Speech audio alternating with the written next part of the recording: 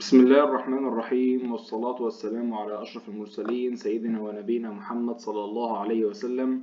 اللهم لا علم لنا إلا ما علمتنا، ولا فهم لنا إلا ما فهمتنا يا رب.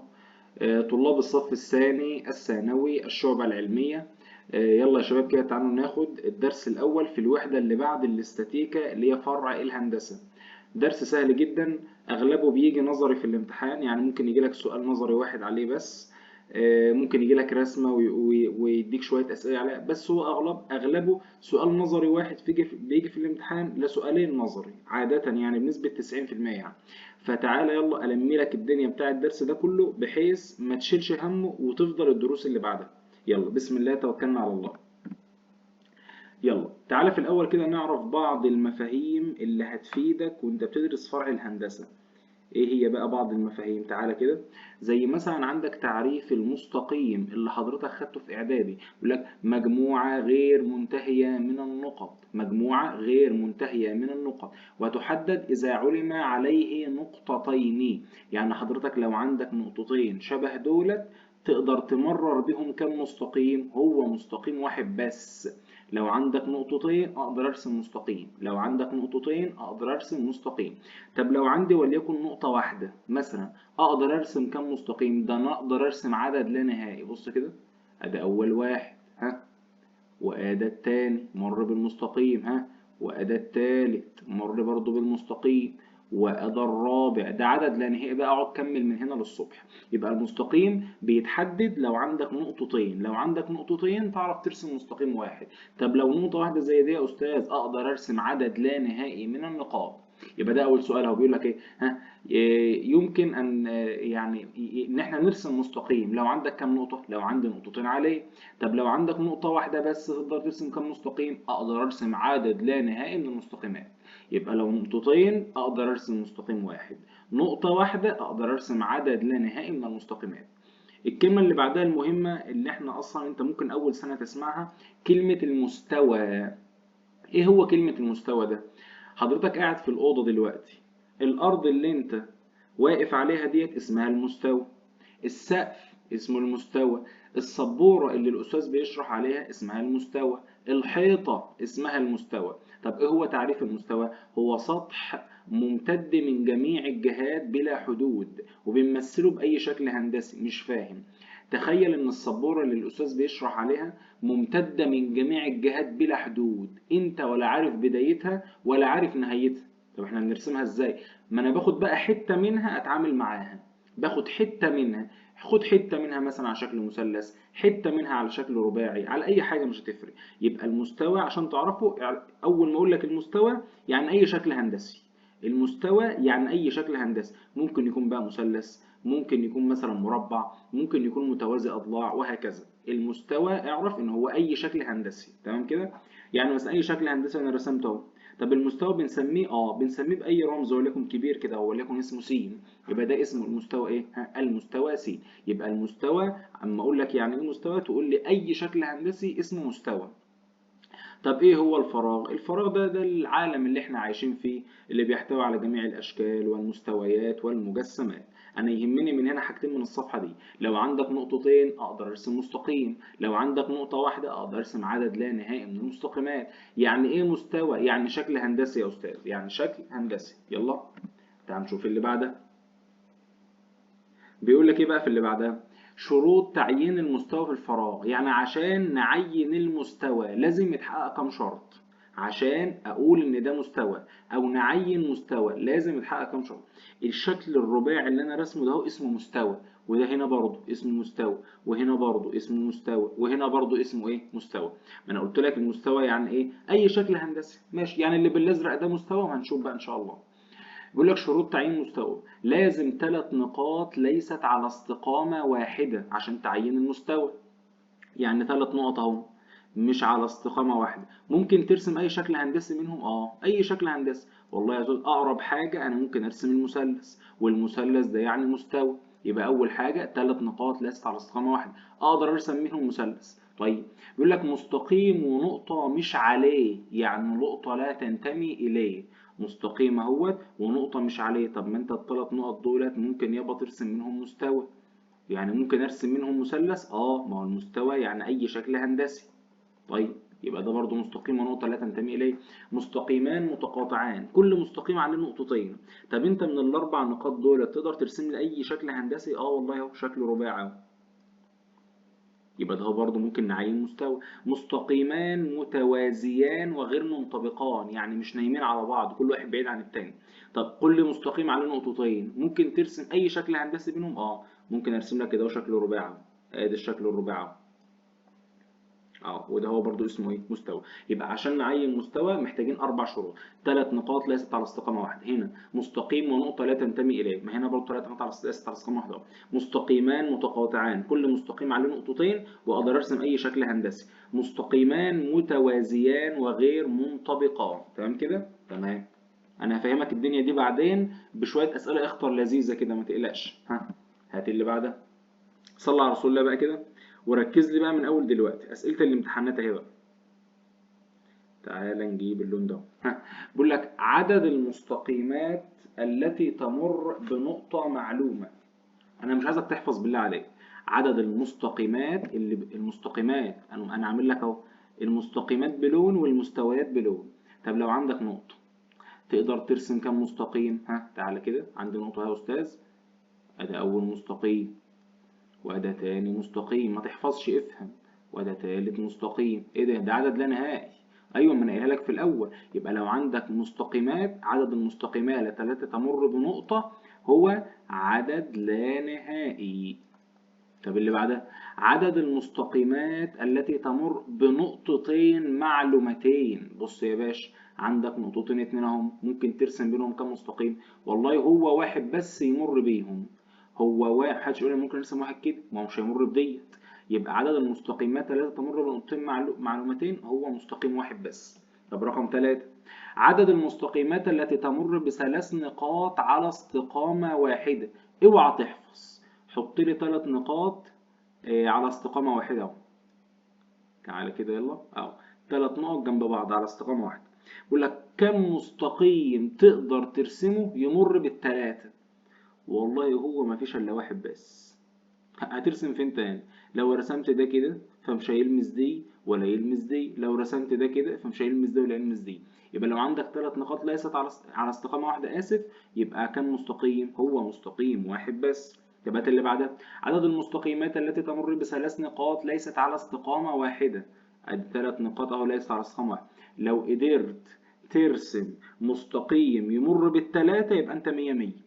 يمر بالتلاتة وكام؟ انا قلت مستقيم مش مستوى. مستقيم يا جدعان اهو. ما انا لو رسمت مستقيم يمر بالاتنين دولت مش هيلمس اللي فوق. في مشكلة. ولو رسمت مستقيم يمر بالنقطتين دولت فمش هيلمس اللي تحت. طب احنا مش هنقدر يا استاذ نرسم مستقيم اصلا يمر بالتلاتة، خلاص مفيش، يبقى صفر. تمام كده؟ يبقى تاني انا كاتب لك ال4 بتوع المستقيمات هم تحت بعض. لو عندك نقطة عدد لا نهائي من المستقيمات اقدر ارسمها. عندك نقطتين، ما المستقيم اصلا بيتحدد بنقطتين، اقدر ارسم مستقيم واحد. طب لو عندك 3 نقاط على استقامة واحدة، انا رسمت وفهمتك يبقى واحد. طب لو 3 نقاط ليست على استقامة واحدة، اقدر ارسم كم مستقيم؟ ركز بين المستقيم والمستوى. ما اقدرش والله العظيم يا استاذ. طب هات اللي بعدها بقى. عدد المستويات. يعني ايه يا استاذ مستويات؟ يعني ايه شكل هندسي. يعني ايه عدد المستويات؟ يعني ايه شكل هندسي. تعالى بقى كده بالراحه.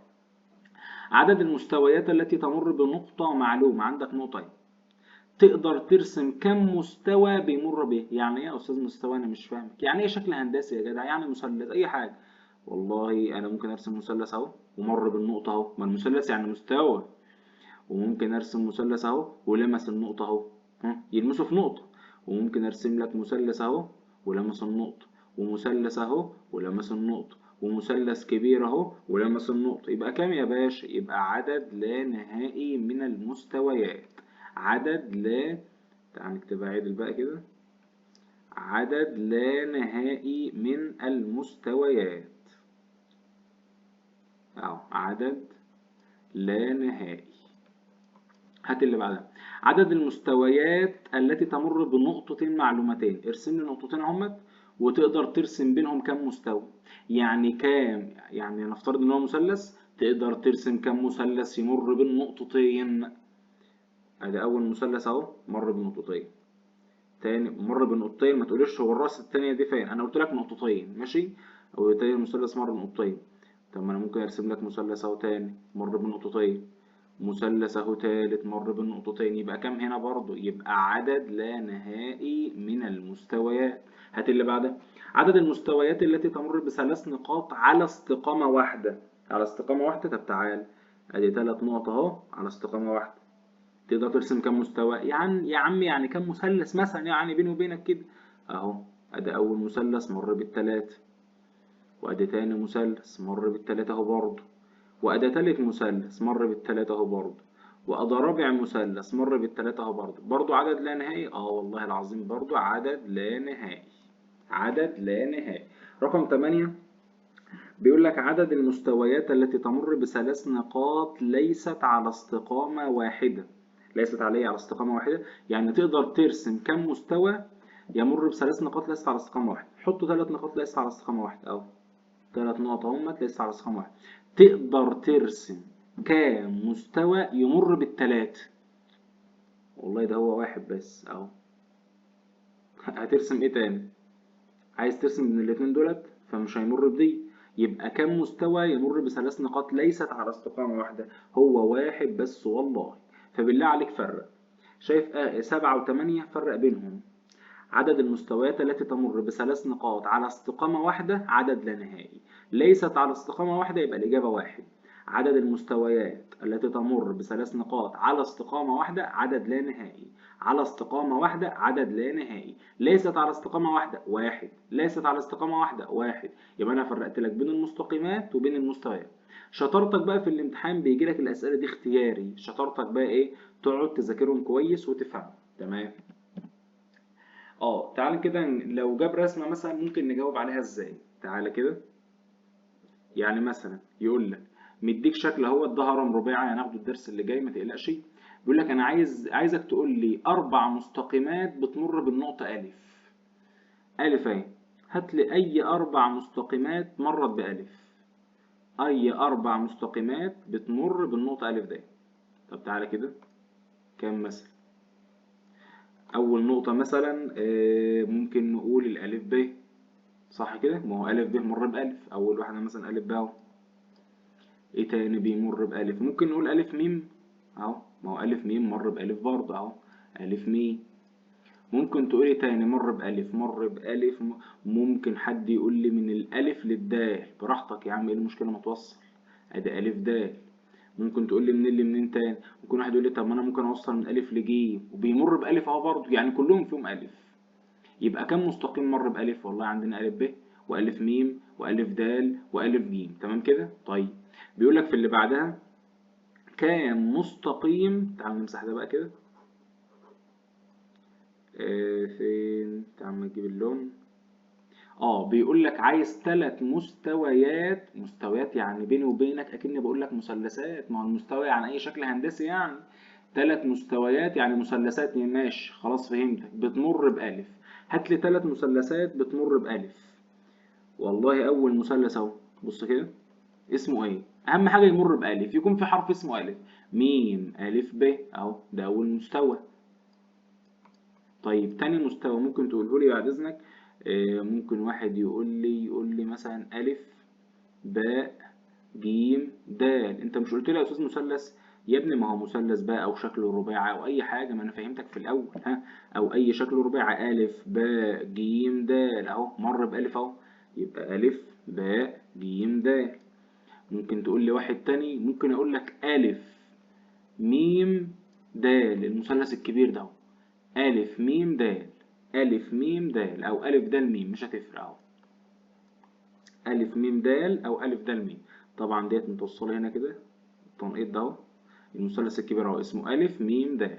طيب يقول لك في اللي بعدها المستقيمات اللي بتمر بألف وب مع بعض. حاجة بتمر بألف وب مع بعض، مفيش إلا واحد خد بالك اسمه ألف ب، هو اللي بيمر بألف وب مع. أنا ما قلتلكش بقى مثلثات ولا مستويات. طب تمام. هات رقم 4. مستويين أي شكل هندسي بقى، كل منهما بيمر بألف وب مع بعض. مستويين كل منهما يمر بنقطتين ألف وب معا. طب ما أنا ممكن أقول لك أول مستوى ألف باء ميم، وألف وب موجودين فوق أهم. ماشي. هات لي مستوى كمان ألف وب يكونوا موجودين. ماشي، ما ممكن أقول لك ألف باء جيم دال أهو. أهو والله، أهو والله. ألف باء جيم دال، ما هو شكله رباعي أهو، وألف وب موجودين هنا أهو، وألف وب موجودين هنا أهو. هات اللي بعدها. أربع مستويات بتمر بالنقطة ميم. فين ميم؟ ميم فوق أهي. هو عايز بقى أربع مستويات بتمر بميم اللي فوق. طب صلى على رسول الله بقى كده. يعني مثلثات أو شكل رباعي. ها، ميم ألف باء أهو. ميم ألف باء. إيه تاني؟ ها، ممكن واحد يقول لي طب ميم باء جيم، مثلث الكبير أهو. حاضر. طب ممكن واحد يقول لي إيه تاني؟ ها، ميم جيم دال، المثلث اللي في الجنب الكبير. ها. طب ممكن حاجة تانية. ممكن واحد يقول لك طب من المثلث اللي اسمه ميم ألف دال. ميم ألف، هنتعلم من القاعدة دي متوصلة المرة اللي جاية. ها، ميم ألف دال. تمام كده، دول أربع مستويات. بيقول لك عدد المستويات التي تحدد سطح المجسم. يعني كم مستوى في المجسم؟ أدي أخد بالك. طبعا أمسح لك دولت عشان تفهم، وعشان أوريها لك كده إيه من غير الألوان دي. تعال. بيقول لك عدد المستويات، يعني بيقول لك كم مثلث مثلا او كم شكل او يعني او كم مثلث يعني. تعالى كده نشوفها. ها. عدد المستويات التي تحدد المجسم. والله انت عندك اول مستوى اهو. المثلث ده اهو، ادي واحد. والمثلث الكبير ده اهو، ادي اتنين. والمثلث ده اهو، ادي كام؟ ها، تلاتة. والشكل الرباعي ادي اربعة. وفي مثلث ورا انا مش شايفه، يبقى كام؟ خمسة. هتفهم الكلام ده بالتفصيل في الهرم لما نخش على الدرس اللي بعده. يبقى في كام مستوى هنا؟ ادي مثلث، ادي مستوى، ادي واحد. والمثلث اللي جنبه ادي اتنين. والمثلث اللي جنبه ادي تلاتة. والشكل الرباعي اللي تحت، القاعدة اللي تحت، ما القاعدة اللي تحت عبارة عن شكل رباعي، ادي اربعة. في مثلث ورا انا مش شايفه بقى، يبقى كام؟ ها، خمسة. هات اللي بعدها. تعال نشوف علاقة مستقيم بمستوى، مستقيم بمستقيم. علاقة مستقيم بمستقيم في الفراغ. تعال. يعني ايه شرط المستقيمات لما يكون في الفراغ؟ والله ممكن يكونوا مستقيمان متقاطعان. مستقيمان ممكن يكونوا ايه؟ متقاطعان. ادي مستقيمين اهمت، وليكن اتقطعوا في النقطة مثلا اسمها ألف. وليكن اتقطعوا في نقطة اسمها ألف. هسمي المستقيم ده مثلا لام واحد، والمستقيم ده هو لام اتنين. لو قلت لك المستقيم الأول تقاطع المستقيم التاني، تقاطعوا في نقطة اسمها ايه؟ تقاطعوا في نقطة اسمها ألف. ودول طبعا واقعين في مستوى واحد اهو. طب الشرط التاني، ممكن يكون المستقيمان مالهم متوازيان اهو. ممكن يكون المستقيمان متوازيان. طب هسمي ده لام واحد، وهسمي ده لام اتنين. ولو قلت لك لام واحد تقاطع لام اتنين، هم اصلا يا استاذ ما لمسوش بعض، يبقى بيساوي ايه؟ فاي. اللي بعدها مهمة. المستقيمان المتخالفان. يعني ايه مستقيمان متخالفان؟ لا يتقاطعان ولا يتوازيان ولا يجمعهم مستوى واحد. المتخالفان لا يتقاطعان ولا يتوازيان ولا يجمعهم مستوى واحد. المتخالفان تاني عشان مهمة. لا يتقاطعان ولا يتوازيان ولا يجمعهم مستوى واحد. شايف؟ ملهمش اصلا اي علاقة ببعض، ولا بيقطعوا بعض، ولا هم متوازيين. يعني واحد في حتة والتاني في حتة تانية خالص. يبقى المستقيم الأول هنسمي ده لام واحد وده لام اتنين. المستقيم الأول تقاطع المستقيم التاني بيساوي ايه؟ فاي. يبقى المستقيمين المتوازيين ده همت، والمتخالفين تقاطعهم بفاي. بس ايه الفرق بينهم بقى؟ لا، دول لك متوازيين واقعين في مستوى واحد اهو، جوه الشكل اهو. انما ده طبعا مش واقعين جوه الشكل، ده واحد هنا والتاني بره خالص خالص خالص. يبقى المتخالفان لا يتقاطعان ولا يتوازيان ولا يجمعهم مستوى واحد. طيب تعالى اما اجربها اكتر على حاجه كده. تعالى حاجه نقولها يعني كده ايه، اشوفك فاهم ولا مش فاهم. شيء حضرتك المستقيم اللي اسمه نون واو. تعالى كده بقى بالراحه بالراحه بالراحه. نون واو. عايز اعرف المستقيم نون واو ده هو ايه اللي بيوازيه. ايه اللي بيوازيه؟ ما هو اللي بيوازيه فوق اهو. ممكن اقول الف ياء بيوازيه، صح كده اهو. اللي بيوازيه الف ياء. طب ممكن اللي يوازيه ايه تاني؟ ما اللي بيوازيه برضو الباء ده اهي. جميل. طيب ايه تاني؟ اللي بيوازيه برضو التوازي في الرياضة، يعني احنا بنشبهه بقضبان القطر، عامل شبه قضبان القطر، عمرهم ما يتقطعوا. اللي بيوازيه برضو اسمه ايه؟ ها، جيم دال. تمام كده. طيب تعال مثلا اقول لك طب النون واو ده اهو، ايه اللي بيقطعه؟ او ايه يعني ايه المستقيمات اللي بتقطع النون واو؟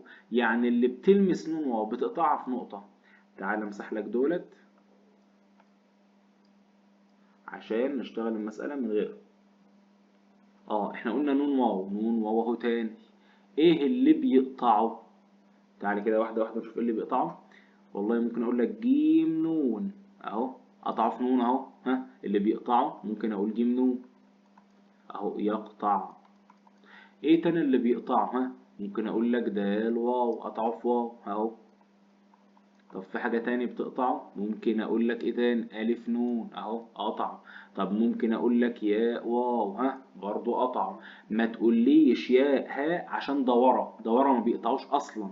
ده حاجة ورا احنا مش شايفينها، اللي عملوا لك بالاحمر الخفيف زي باء هاء وهاء دال وياء واو، حاجة انا وانت مش شايفينها. حاجة انا وانت مش شايفينها. فياء هاء ده اهو ما بيقطعش النون واو خالص. تمام كده. طب لو قلت لك مثلا النون واو ده اهو برضه، ايه اللي بيخالفه؟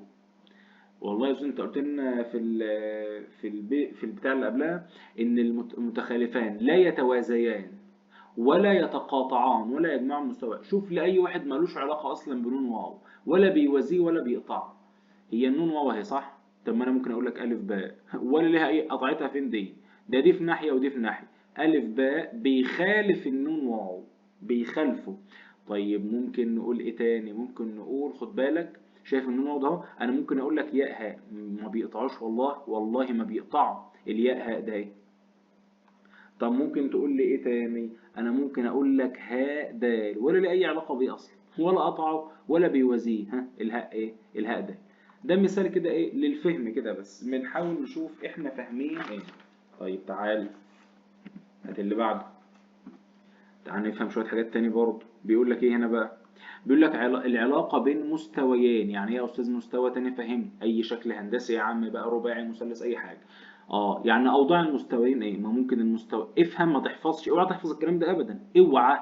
المستويين ممكن يكونوا متوازيين اهو، ادي المستوى الاول اهو، وادي المستوى الثاني اهو. المستوى الاول اسمه س، المستوى الثاني اسمه ص، ومتوازيان. لو انا قلت لك بقى هنا المستوى س تقاطع المستوى صاد، هم اتقطعوا اصلا ولا لمسوا بعض يا استاذ؟ يبقى بيساوي ايه؟ ولا فاي. طب المستوى دي مهمه دي، خد بالك. المستويين ممكن يكونوا متقاطعين، وخد بالك بقى، المستوى لو قطع المستوى هيقطعه في خط مستقيم. المستوى لو قطع المستوى هيقطعه في خط مستقيم. المستوى لو قطع المستوى هيقطعه في ايه؟ هيقطعه في خط مستقيم مش نقطة. تخيل مثلا جيب الكتاب بتاعك كده وكتاب تاني كمان، هات كتابين. هات كتابين، ما هو الكتاب الاول اسمه مستوى والكتاب التاني اسمه مستوى، لو حطيتهم على بعض كده هتلاقيهم قطعوا بعض في مستقيم في النص كده اهو. يبقى المستويين المتقاطعين تقاطعهم بيكون في الخط المستقيم. وليكن انا هسمي المستوى الاول س والمستوى الثاني ص. يبقى المستوى س تقاطع المستوى ص. مش هيقطعوا بقى ايه في نقطة، ده بيقطعوا في ايه؟ هيقطعوا في خط مستقيم، وليكن نسميه لام مثلا، هيقطعوا في خط مستقيم اسمه لام. يبقى من هنا نطلع ملحوظة ايه بقى؟ المستوى لو قطع المستوى هيقطعه في خط مستقيم. المستوى لو قطع المستوى هيقطعه في خط مستقيم. اللهم قد بلغت. وهديلك عليها مثال اخطر كمان دلوقتي. طيب ممكن يكون المستويين منطبقين، يعني المستوى الاول اهو والتاني عليه، التاني ايه؟ عليه منطبقين. طب لو قلت لك المستوى س تقاطع المستوى ص، مش هم انطبقوا على بعض؟ يبقى الناتج يا هيبقى المستوى س يا هيبقى المستوى ص، اي واحد فيهم صح، يا المستوى س يا المستوى ص. يبقى لو المستقيمين مستويين متوازيان تقاطعهم بفاي. المستويين لو اتقطعوا، المستوى لو قطع المستوى هيقطعوا في خط. المستوى لو قطع المستوى هيقطعوا في خط مستقيم. طيب تعالى كده نشوف العلاقة بين مستقيم ومستوى. في ملحوظة مهمة كانت في الصفحة اللي فاتت، المستويين لما بيتقطعوا في خط مستقيم. تمام. العلاقة بين مستقيم ومستوى قلت لك ما تحفظش، يا إما المستقيم بيوازي المستوى يا إما المستقيم بيوازي المستوى. طب لو هو المستقيم لو بيوازي المستوى، تعالى كده هسمي ده لام وده المستوى س. المستقيم لام يتقاطع مع المستوى س. هم اتقطعوا اصلا ولا قابلوا بعض؟ يبقى تقاطعهم بيساوي ايه؟ فاي. اوعى تحفظ. طب المستقيم لو قطع المستوى، هو انت ليه يا استاذ راسمها كده ما كملتهاش ليه؟ ما هي اكني كرتونه مثلا وخرمتها، اكني كرتونه وخرمتها والمستقيم خرج من الناحيه التانيه، انا مش هوصل لك دي بقى. طب المستقيم هنا قطع المستوى فين؟ وليكن انا هسمي دي الف مثلا، والمستقيم ده اسمه لام. يبقى المستقيم لام تقاطع المستوى س، قطع في نقطة اسمها ايه؟ ها؟ قطع في النقطة اسمها ألف، أو المجموعة ايه؟ المجموعة ألف. متحفظش بالله عليك. طب المستقيم ممكن يقع بأكمله داخل المستوى، أسمي المستقيم ده هو لام مثلا، يقع كله جوه، يبقى المستقيم لام تقاطع السين. ما هو اللام هيتقاطع مع السين في المستوى اللي اسمه ايه؟ في المستوى اللي اسمه س، يعني يقع بأكمله داخل المستوى. تمام كده. يبقى المستقيم بيوازي المستوى تقاطعا بفاضل. المستقيم لو قطع، ما هو هيقطع في نقطة اهو. طب المستوى لو قطع المستوى هيقطع في خط مستقيم، عمال بنبه ليه؟ طب المستقيم لو يقع بأكمله داخل المستوى، يبقى المستقيم لام يبقى المستقيم لام تقاطع السين هيديك المستوى س، ما هو أصلا جوه السين. طيب تعال نشوف الجميلة دي بقى. تعالى وهنهيلك الدرس بالحتة دي. بيقول لك إذا اشترك المستقيم والمستوى في نقطتين. إذا إيه؟ إذا اشترك المستقيم والمستوى في نقطتين. خد بالك بقى، افهم. مستقيم ومستوى اشتركوا في نقطتين. أنت عارف الرسمة يعني إيه؟ لو أنت فهمان بقى كده، أدا المستوى أهو. بيقول لك المستقيم كمان اشترك معاه في نقطتين. يا عم افرض أي نقطتين جوه المستوى، وأدا المستقيم أهو. النقطتين ده هم موجودين فين؟ موجودين على المستقيم وفي نفس الوقت موجودين على المستوى اللي جوه. النقطتين ده هم، ما هو بيقول لك ايه؟ اذا اشترك المستقيم والمستوى في نقطتين، يبقى النقطتين ده هم موجودين على المستقيم وفي نفس الوقت موجودين على المستوى. يبقى اختار ايه؟ يوازي ازاي يابا؟ طب قطعوا مثلا في نقطتين؟ لا والله وما قطعوش في نقطتين. ولا يقع باكمله داخل المستوى؟ والله المستقيم يقع باكمله داخل المستوى. ما هو طالما قطعوا في نقطتين اهمت، النقطتين ده هم اشتركوا فيهم المستقيم والمستوى. هات اللي بعدها. بيقول لك أقل عدد من المستويات يمكن أن تحدد مجسم هو كام؟ 4. تعال أقول لك ليه، بس برضه هنفهمها في الدرس اللي بعده. أدي وليكن هو ده اسمه هرم ثلاثي، هنفهمه الدرس اللي جاي برضه. أقل عدد من المستويات، ودي خد بالك جت في العلم بتوع الأزهر، جالهم السؤال ده أول مرة السنة اللي فاتت عندنا هنا في الغربية، يعني في زفتة. بيقول له أقل عدد من المستويات التي يمكن أن تحدد مجسم هو كام؟ 4. أقل حاجة 4. تعال نشوف هنا كده، ده هرم ثلاثي. كم مستوى هنا؟ يعني كم مثلث مثلا بالبلد؟ أدي واحد أهو، وأدي التاني أهو، وفي واحد تحت أهوت، أدي كام؟ 3، وفي واحد ورا أنا مش شايفه، أدي 4. يبقى أقل عدد من المستويات يمكن أن تحدد مجسم هو كام؟ 4. ما هو مش هينفع تحدد ب3 صح كده؟ ما هو المجسم لا، يبقى أقل عدد من المستويات يمكن أن تحدد مجسم هو كام يا شباب؟ 4. كده أنا ممكن أكون غطيت لك كل اختر اللي ممكن يجي لك على الدرس الأول ده. أتمنى أن تكون استفدت، والنظر فيه مهم جدا جدا جدا. إن شاء الله انتظرونا بقى في حل المحافظات، وربنا يعيننا كده بإذن الله ويوفقكم ويصلح حالكم. والسلام عليكم ورحمة الله وبركاته.